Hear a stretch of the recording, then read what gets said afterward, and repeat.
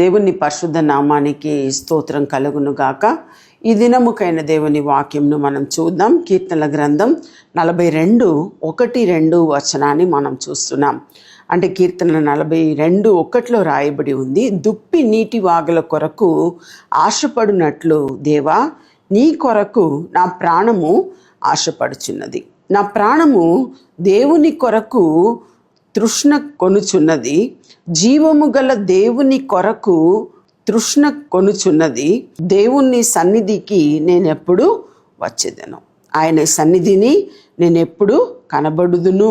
కీర్తనకారుడు ఈ రీతిగా రాస్తూ ఉన్నాడు. ఈ వాక్యంను మనం చూసినట్లయితే ఇక్కడ రాయబడి ఉంది, దుప్పి నీటి వాగుల కొరకు ఆశపడినట్లు దేవా నీ కొరకు నా ప్రాణము ఆశపడుచున్నది.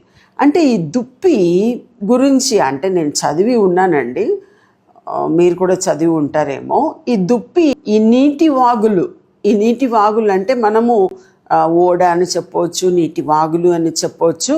అలా ఫ్లో అవుతున్న నీళ్ళు దానిలో మట్టి కలవకుండా అలా అంటే ఎవరైనా పోయి ఆ చెరువులో కానీ దేనిలో కానీ తొక్కితే ఏమైపోతుంది, మట్టి అన్నీ కలిసిపోతుంది. కానీ ఈ యొక్క దుప్పి ఎటువంటి నీటి వాగుల కొరకు ఆశపడుతుంది అంటే ఆ నీళ్ళు ఏమాత్రం కలుషితం లేకుండా, మట్టి కలవకుండా అలా నిమ్మలమైన నీళ్ళు అలా కారి వస్తుంది చూడండి, అది నీటి వాగులు. ఆ నీటి వాగుల కొరకు ఆశపడుతుందంట. ఆ రీతిగా అందుకే రాయబడి ఉంది, నీటి వాగుల కొరకు, దుప్పి నీటి వాగుల కొరకు ఆశపడినట్లు దేవా నీ కొరకు నా ప్రాణము ఆశపడుచున్నది. అది ఎలా ఆశపడుతుందంట, నా ప్రాణము దేవుని కొరకు తృష్ణగొనుచున్నది, జీవము గల దేవుని కొరకు తృష్ణగొనుచున్నది. దేని కొరకు తృష్ణ కొనుచున్నదంట, దుప్పి నీటి వాగుల కొరకు ఎలా ఆశపడుతుందో నా ప్రాణము దేని కొరకు ఆశపడుతుందంట, ప్రాణము దేవుని కొరకు తృష్ణ కొనుచున్నదంట. దేవుని కొరకు నా ప్రాణం దేవుని కొరకు తృష్ణ కొనుచున్నది. ఇంకా రాయబడి ఉంది, జీవము గల దేవుని కొరకు తృష్ణ కొనుచున్నది. దేవుని సన్నిధికి నేను ఎప్పుడు వచ్చేదను. ఇప్పుడు దావీదు రాసిన కీర్తనలు మనం చూస్తే దేవుని యొక్క సన్నిధి కొరకు దావీదు ఎప్పుడు కూడా ఆశపడ్డాడు. మన బైబిల్ అంతా చదివి చూస్తే, చరిత్ర అంతా మనం చదివి చూస్తే మనం చూస్తాం, చివరి దినాల వరకు కూడా ఆయన మరణమగు కాలం అంత వరకు కూడా ఆయన ఎలా చేశాడో యథార్థంగా దేవుని అంటే ఆయన రాసిన అనేక కీర్తనలు మనం చూసినట్లయితే ఎంతగా దేవుని పట్ల ఆయన తృష్ణ కలిగి ఉన్నాడో మనం తెలుసుకోవచ్చు.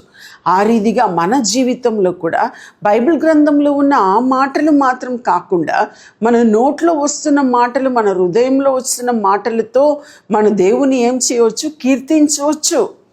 మనము మాటల ద్వారా మనం దేవుణ్ణి స్తుతించవచ్చు, మనం మాటల ద్వారా దేవుణ్ణి పొగడవచ్చు, మనం స్తుతించవచ్చు, ఘనపరచవచ్చు, మహిమపరచవచ్చు. ఆ రీతిగా చేసినప్పుడు దేవునికి అది చాలా ఇంపైనదిగా ఉంటుంది.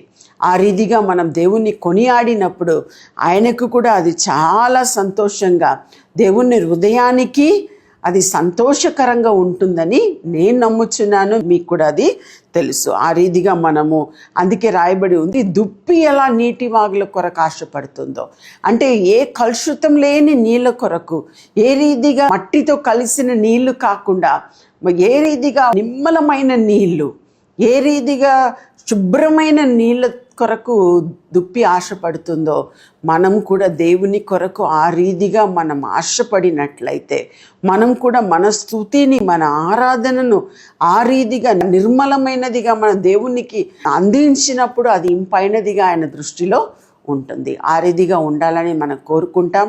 మన జీవితంలో అది దేవునికి చాలా ఇష్టమైనదిగా ఉంటుంది, ఆయనకు ప్రీతికరంగా ఉంటుంది. ప్రార్థన చేసుకుందాం. ప్రభువా నీకు స్తోత్రం చెల్లిస్తున్నాం. ప్రభువా దుప్పి నీటి వాగుల కొరకు ఏ రీతిగా ఆశపడునో ప్రభువా ఆ రీతిగానే మేము కూడా ప్రభువా నీ కొరకు మేము తృష్ణ కలిగి ఉన్నాం తండ్రి.